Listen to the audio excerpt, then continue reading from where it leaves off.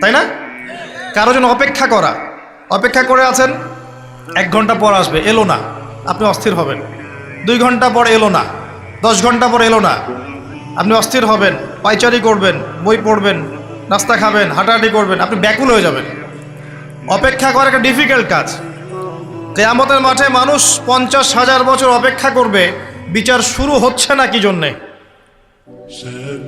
সবাই গিয়ে ধন্না দিবে, প্রথমে আদম আলাইহিস সালাম, তারপরে নূহ আলাইহিস সালাম, ইব্রাহিম, মূসা, ঈসা আলাইহিমুস সালাম।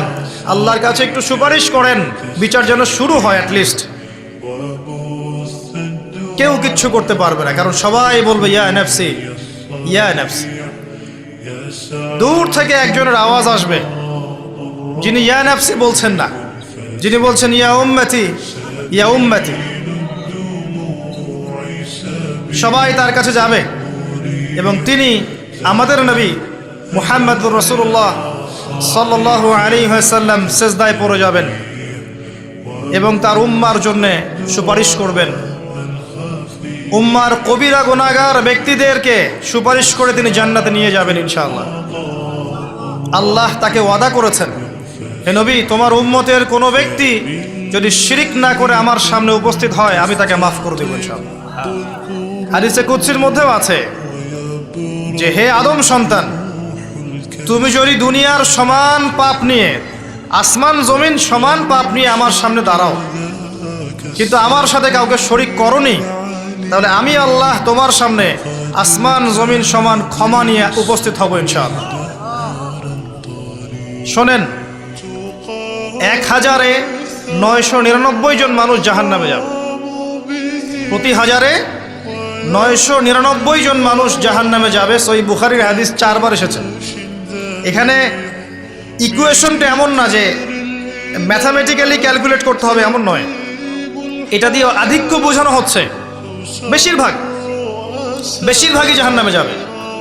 এই কথা আল্লাহ পাক কিন্তু সূরা আরাফের মধ্যেও বলেছেন 179 নম্বর আয়াতে, ওয়ালাকাদ যারানা লিজাহান্নামা কাসীরাম মিনাল জিন্নি ওয়াল ইনস। একই বিষয়ে কোরআন হাদিস পরস্পর মিলে যায়।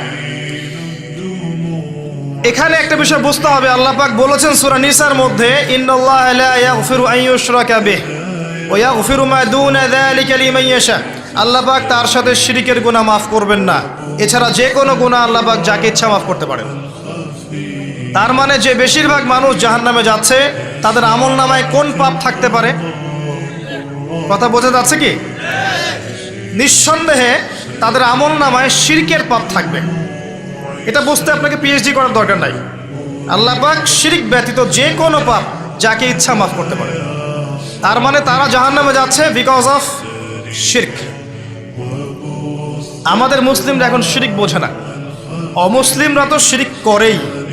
যেমন কেউ বলছে ওয়াকালাতিল ইয়াহুদু উযাইরুন ইবনুল্লাহ, ইহুদিরা বলছে উযাইর আল্লাহর সন্তান, নাউযুবিল্লাহ, শিরক। অথচ ওরাই এখন বিশ্বকে রুল করছে, তাই না? ওয়াকালাতিন নাসারা আল মাসীহ ইবনুল্লাহ, নাসারা বলছে যে ঈসা ইবনে মারইয়াম আল্লাহর সন্তান, তাই না? অথচ ওই সভ্যতাই এখন বিশ্বকে রুল করছে। যালিকা কাউলুহুম বিআফওয়াহিহিম, এটা ওদের মুখের কথা।